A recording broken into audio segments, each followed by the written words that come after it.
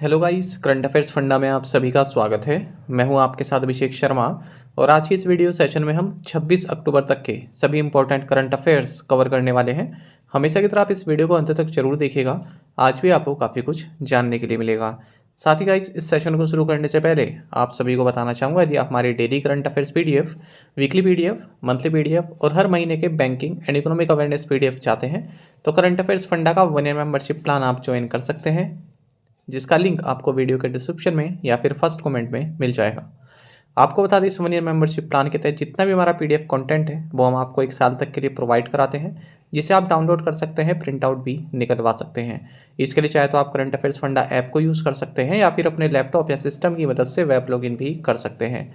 कोई भी आपका एग्जाम हो, बैंकिंग, एसएससी, रेलवे या फिर स्टेट पीसीएस, जहाँ पर भी जनरल अवेयरनेस या करंट अफेयर्स पूछे जाते हैं, सभी एग्जाम्स के लिए हमारा पीडीएफ कंटेंट काफ़ी यूजफुल है। कोई भी अगर आपका डाउट है हमारे इस पीडीएफ कोर्स से संबंधित तो आप कमेंट बॉक्स में अवश्य लिखिएगा। चलिए फिर करते हैं शुरुआत इस वीडियो सेशन की। हमेशा की तरह सबसे पहले आज का क्वेश्चन देख लेते हैं। इसका आंसर आपको अभी कमेंट बॉक्स में करना है। Who is the CEO of air India? Air India के सीईओ कौन है? चीफ एग्जीक्यूटिव ऑफिसर कौन है? ऑप्शंस देखते हैं। Ajay Singh, Peter Elbers, Campbell Wilson या फिर एन चंद्रशेखरन। तो जल्दी से आप आंसर कर दीजिए, फिर हम आगे बढ़ते हैं। और इसी तरह क्वेश्चन यदि आप प्रैक्टिस करना चाहते हैं तो हमें टेलीग्राम पर ज्वाइन कर लीजिए। करंट अफेयर्स फंडा नाम से हमारा टेलीग्राम चैनल है।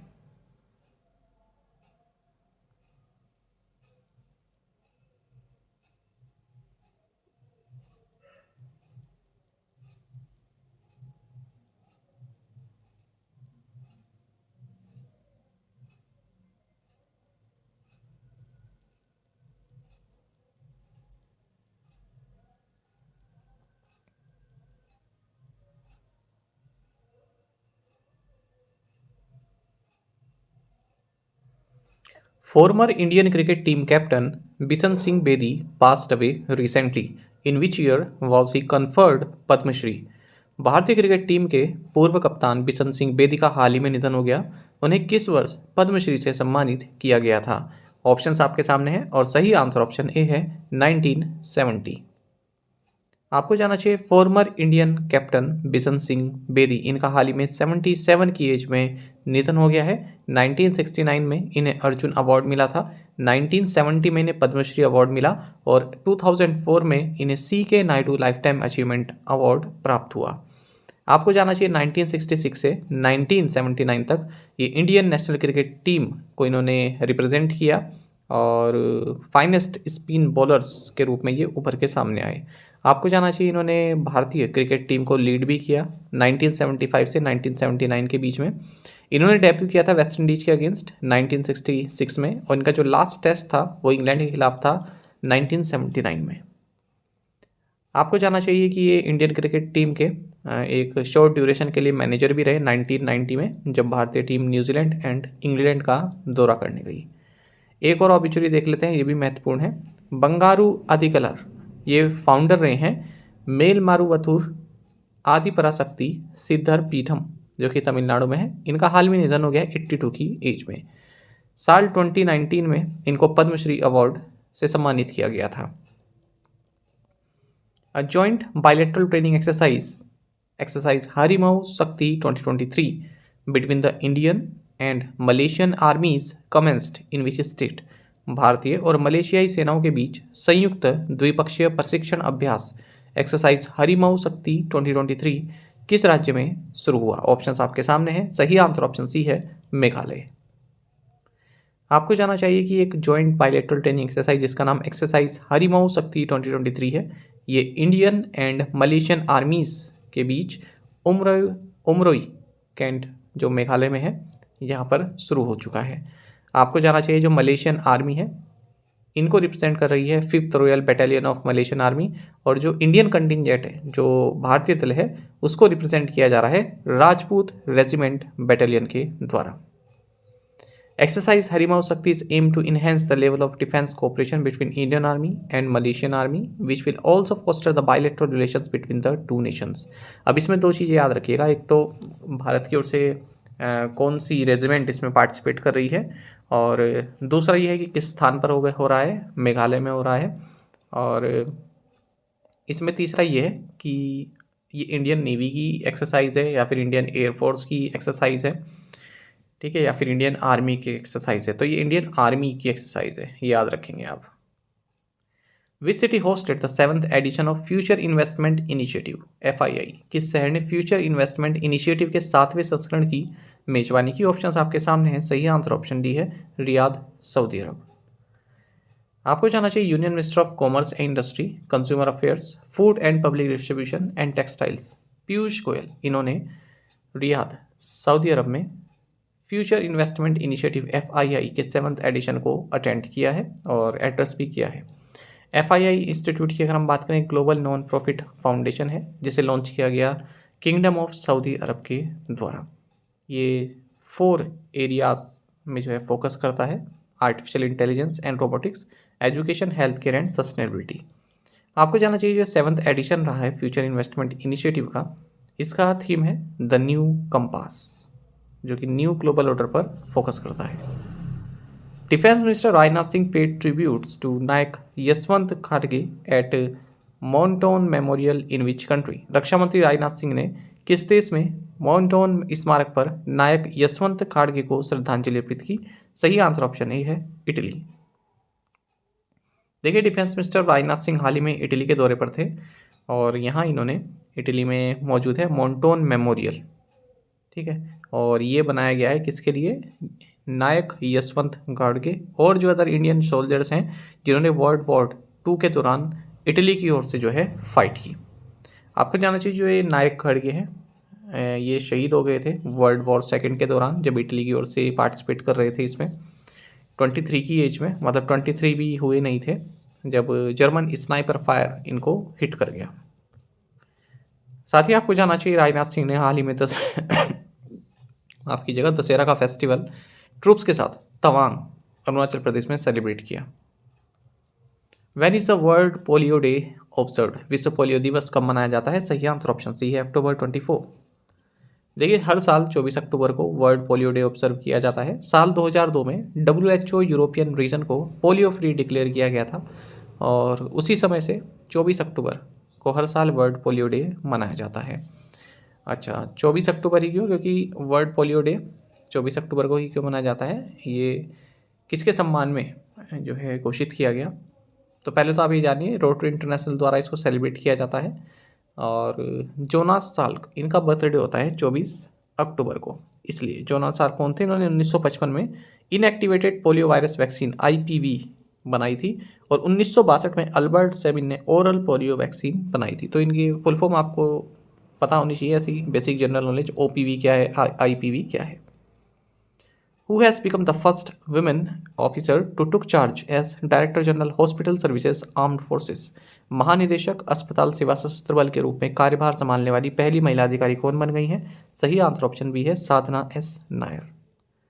आपको जानना चाहिए air marshal Sadhna S Nair, ये director general hospital services armed forces appoint की गई हैं in the office of director general of armed forces medical services, और इसी के साथ ये फर्स्ट विमेन बन गई हैं जो इस पोजीशन को जो है होल्ड कर रही हैं एयर मार्शल की रैंक पर प्रमोशन होने के बाद।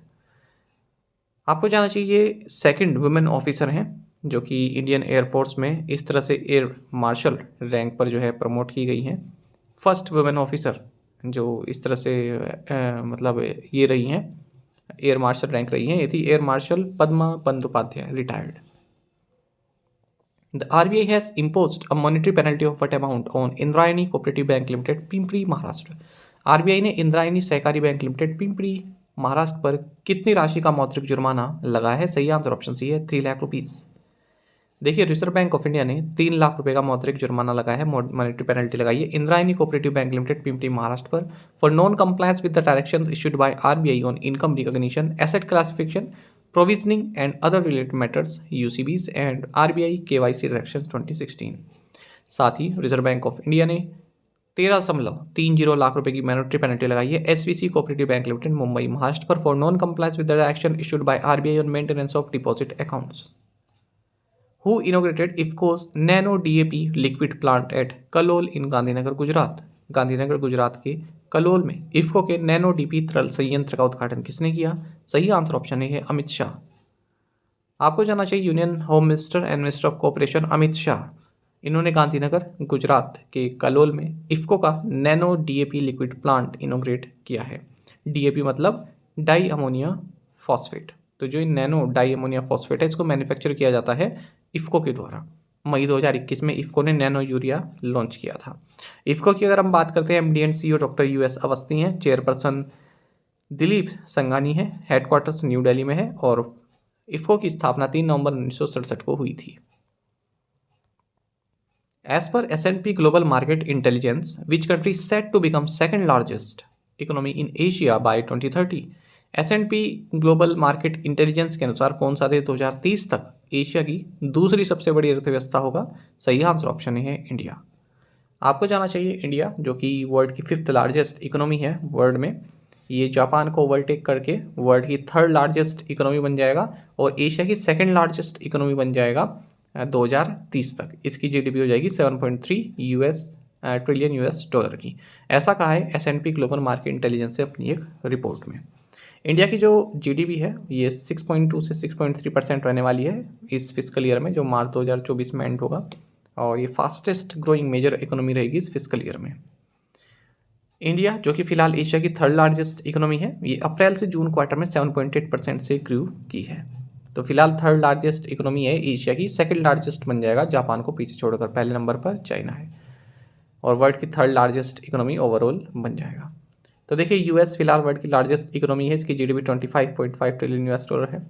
दूसरे नंबर पर चाइना आता है, 2nd लार्जेस्ट इकोनॉमी चाइना की है, GDP size 18 trillion US dollar का है इसका। और तीसरे नंबर पर जापान है जो कि काफ़ी पीछे है, 4.2 ट्रिलियन यूएस डॉलर। उसके बाद फिर जर्मनी है, फिर भारत है 5वें नंबर पर।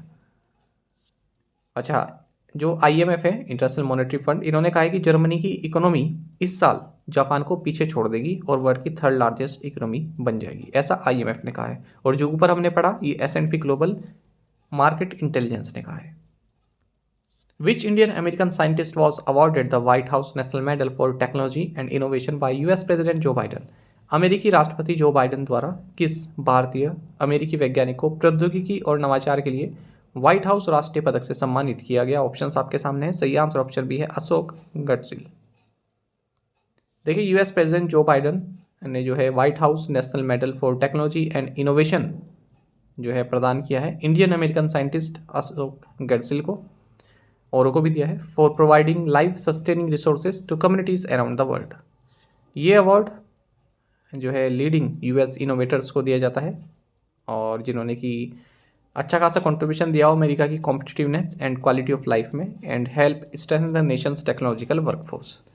एक और इंडियन अमेरिकन साइंटिस्ट हैं सुब्रा सुरेश, इनको national medal of science for pioneering research across engineering, physical sciences and life sciences दिया गया है, particularly for advancing the study of material science and its application to other disciplines. Which wildlife sanctuary in Goa is said to be notified as a new tiger reserve? Goa में किस वन्यजीव अभ्यारण्य को एक नए बाघ अभ्यारण्य के रूप में अधिसूचित किया जाएगा? सही आंसर ऑप्शन बी है महादेवी वाइल्ड लाइफ सेंचुरी। देखिए महादेवी वाइल्ड लाइफ सेंचुरी ये गोवा में है, ये जल्दी नया टाइगर रिजर्व बनेगा, राज्य सरकार इसको नोटिफाई करेगी और ये देश का 55th टाइगर रिजर्व होगा। देखिए गोवा सरकार को ऑर्डर दिया गया था बॉम्बे हाई कोर्ट के द्वारा कि आप महादेवी वाइल्ड लाइफ सेंचुरी को जो है टाइगर रिजर्व घोषित कीजिए, पर गोवा सरकार ऐसा नहीं चाहती थी, तो ये सुप्रीम कोर्ट गई कि जो बॉम्बे हाई कोर्ट का ये ऑर्डर है इसको आप क्वेश कर दीजिए, ठीक है। लेकिन सुप्रीम कोर्ट ने ऐसा नहीं किया और सुप्रीम कोर्ट ने कहा है कि हम जो बॉम्बे हाई कोर्ट का ऑर्डर है उसको जो है रिस्पेक्ट करते हैं, आप जो है उसी के हिसाब से हम नोटिफाई कर दीजिए इसको टाइगर रिजर्व।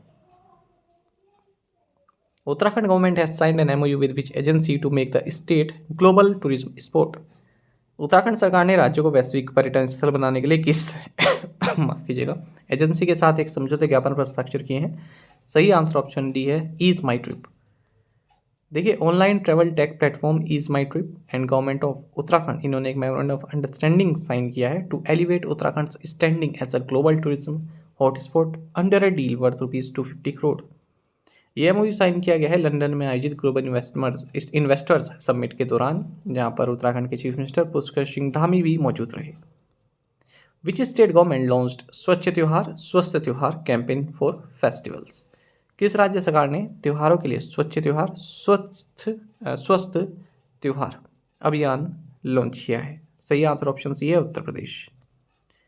देखिए फेस्टिवल्स आने वाले हैं, इसी को देखते हुए उत्तर प्रदेश की जो योगी आदित्यनाथ गवर्नमेंट है, इन्होंने एक स्पेशल क्लीननेस कैंपेन चलाया है, स्वच्छ त्योहार स्वस्थ त्योहार, यानी कि क्लीन फेस्टिवल हेल्दी फेस्टिवल, खास करके टेम्पल्स के अराउंड में। Urban development and energy departments have called for celebrating Navratri Dussehra Diwali festivals as Swachh Tyohar Swasth Tyohar by giving the mantra cleanliness is next to the godliness for maintaining cleanness in all municipal bodies of the state. Name the photographer who won 10th Prix Pictet award. किस photographer ने 10वां prix पिक्टेट पुरस्कार जीता? सही answer option है गौरी गिल। देखिए photographer हैं गौरी गिल, इन्होंने prestigious 10th annual Prix Pictet photography and sustainability award जीता है और इसके लिए इन्हें 1 लाख स्विस फ्रैंक्स भी दिए गए हैं, यानी कि लगभग 1,09,219 US$। गिल को जो है 12 फोटोग्राफर्स में से शॉर्टलिस्ट किया गया है और किस लिए? इनका एक सीरीज है आर्ट की जिसका नाम है नोट्स फ्रॉम द डेजर्ट। जो ये प्रिक्स पिक्टेट है ये वर्ल्ड का लीडिंग अवार्ड है फोटोग्राफी के लिए एंड सस्टेनेबिलिटी के लिए। इसकी स्थापना 2008 में की गई थी पिक्टेट ग्रुप के द्वारा, जो कि एक स्विस मल्टीनेशनल प्राइवेट बैंक है और फाइनेंशियल सर्विसेज कंपनी है। तो इसमें फोटोग्राफी दिखाई जाती है जो मतलब जो क्रिटिकल इन्वायरमेंटल इश्यूज़ हैं उसकी तरफ जो लोगों का ध्यान आकर्षित करे। Which PSU has signed a pact with the Vivekananda Kendra Vidyalaya Arunachal Pradesh Trust VKVAPT for infrastructure development in 6 schools? किस PSU ने 6 स्कूलों में बुनियादी ढांचों के विकास के लिए विवेकानंद केंद्र विद्यालय अरुणाचल प्रदेश ट्रस्ट के साथ एक समझौते पर हस्ताक्षर किए? सही आंसर ऑप्शन सी है NTPC। देखिए नेशनल थर्मल पावर कॉर्पोरेशन यानी कि NTPC ने एक पैक्ट साइन किया है विवेकानंद केंद्र विद्यालय अरुणाचल प्रदेश ट्रस्ट VKVAPT के साथ for infrastructure development in 6 schools as part of its corporate social responsibility CSR initiative के तहत। साथ ही आपको जानना चाहिए कि ONGC oil and natural gas corporation इसने एक MOU साइन किया है NTPC ग्रीन एनर्जी लिमिटेड के साथ NGEL के साथ to develop renewable energy projects. Which company launched the Digi Kavach program to combat online financial fraud in India? Bharat में online वित्तीय धोखाधड़ी से निपटने के लिए किस कंपनी ने डिजी कवच कार्यक्रम लॉन्च किया? सही आंसर ऑप्शन बी गूगल है। देखिए गूगल इंडिया ने एक फ्लैगशिप प्रोग्राम लॉन्च किया है अपना, जिसका नाम है डिजी कवच, जो कि एक early threat detection and warning system है जिसे इस तरह से डिज़ाइन किया गया है जो फाइनेंशियल फ्रॉड पैटर्न्स हैं उसको आइडेंटिफाई कर सके, स्टडी कर सके। इस प्रोग्राम के लिए गूगल ने कोलैबोरेट किया है fintech association for consumer empowerment FACE के साथ। As a priority flagger FACE will support Google with market intelligence to inform detection and enable swift action against personal loan apps in India non-compliant with Play Store's policies। जो भी इस तरह की apps हैं ना, fraud apps हैं या फिर प्ले स्टोर की जो पॉलिसीज़ हैं, ठीक है, उस पर खरा नहीं उतरती हैं पर ऐप पर मौजूद हैं, ठीक है, तो धोखाधड़ी कर लेती है, तो उसके बारे में पता लगाएंगे। विच एजेंसी लॉन्च्ड ऑपरेशन चक्र 2 अगेंस्ट साइबर क्राइम? किस एजेंसी ने साइबर अपराध के खिलाफ ऑपरेशन चक्र 2 शुरू किया? ऑप्शंस आपके सामने है, सही आंसर ऑप्शन सी है CBI। आपको जानना चाहिए CBI ने पूरे देश भर में 76 लोकेशन पर 76 लोकेशन पर सर्चेस कंडक्ट किए हैं, छापेमारी की है अंडर ऑपरेशन चक्र 2, ठीक है। और इसमें after registering 5 separate cases of cyber enabled financial frauds, तो जो ये केस है ना ये रजिस्टर किए गए, इनको इनपुट मिला था फाइनेंशियल इंटेलिजेंस यूनिट FIU के द्वारा, तो उसी इनपुट्स के बेसिस पर इन्होंने पूरे देश भर में 76 लोकेशन पर छापेमारी की और इस ऑपरेशन का नाम रखा इन्होंने ऑपरेशन चक्र 2। Central bureau of investigation CBI के बारे में हम पहले भी कई बार देख चुके हैं, भारत की क्राइम इन्वेस्टिगेशन एजेंसी है। ये याद रखिएगा ये किसके तहत कार्य करती है? Ministry of personnel public grievances and pensions के तहत ये कार्य करती है। कई बार आप कंफ्यूज हो सकते हैं, मिनिस्ट्री ऑफ होम अफेयर्स के अंतर्गत कार्य करेगी। अगर आप ऑप्शन देखेंगे और आपको नहीं पता है तो आप मिनिस्ट्री ऑफ होम अफेयर्स कर देंगे या मिनिस्ट्री ऑफ डिफेंस कर देंगे, ठीक है। तो याद रखिएगा ministry of personnel public grievances and pensions के तहत ये कार्य करती है। राइट टू इन्फॉर्मेशन एक्ट से इसको एग्जेम्प्ट रखा गया है और फिलहाल जो CBI के डायरेक्टर इनका नाम प्रवीण सूद है। Which country has waived visa fee for Indians and tourists from 6 other countries until March 31st, 2024? किस देश ने 31 मार्च 2024 तक भारतीयों और 6 अन्य देशों के पर्यटकों के लिए वीजा शुल्क माफ कर दिया है ऑप्शंस आपके सामने हैं, सही आंसर ऑप्शन बी रहेगा श्रीलंका। देखिए श्रीलंका ने इंडियंस के लिए और 6 अदर कंट्रीज़ के जो टूरिस्ट हैं, यानी कि इंडियन टूरिस्ट और जो 6 कंट्रीज़ हैं, China, Russia, Thailand, Indonesia, Malaysia and Japan, इनके जो टूरिस्ट हैं, इनके लिए जो वीज़ा फ़ी है उसको वेव कर दिया है, यानी कि उसको माफ़ कर दिया है। 31 मार्च 2024 तक कोई वीज़ा फ़ी नहीं लगेगी, क्योंकि अपने यहाँ जो टूरिस्ट अराइवल्स है उसको बूस्ट करना चाहता है, टूरिस्ट को बढ़ाना चाहता है, क्योंकि फाइनेंशियल क्राइसिस से आप गुजर रहा है श्रीलंका, हम सभी जानते हैं। आपको जाना चाहिए अब तक जो इंडियन टूरिस्ट है उनको $20 जो है पे करना पड़ता है अपनी वीज़ा एप्लीकेशन के लिए ऑनलाइन। आपको बता दें श्रीलंका के लिए जो है टॉप सोर्स मार्केट रहा है भारत, अगर हम टूरिज्म की बात करें, और अभी भी सितंबर तक लगभग 2 लाख इंडियन टूरिस्ट श्रीलंका से जो है होकर आ चुके हैं।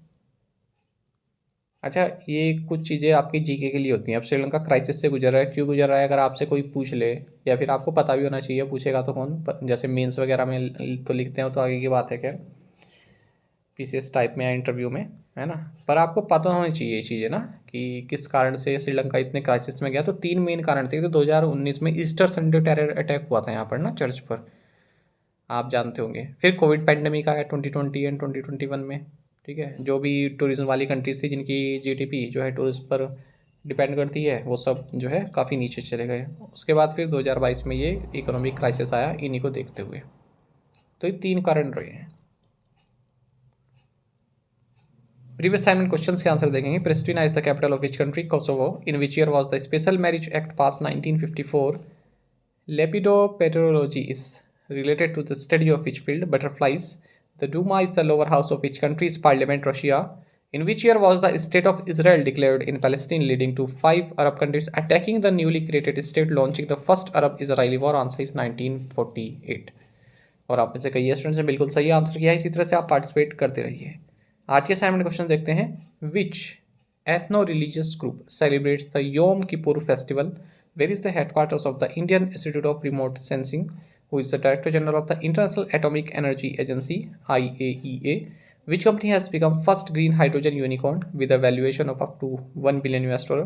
How many political parties are in the Indian National Developmental Inclusive Alliance, यानी कि इंडिया? अच्छा, जिसमें 4th क्वेश्चन है ना, तो हाइड्रोजन, ग्रीन हाइड्रोजन सेक्टर से पहली कोई कंपनी यूनिकॉर्न बनी है, ये आप जरूर बताइएगा। कोशिश कीजिएगा 5 क्वेश्चन से आंसर आप दें, ठीक है। फिर भी अगर एक क्वेश्चन का आंसर भी आपको खुद से आता है तो वो भी आप जरूर बताएं।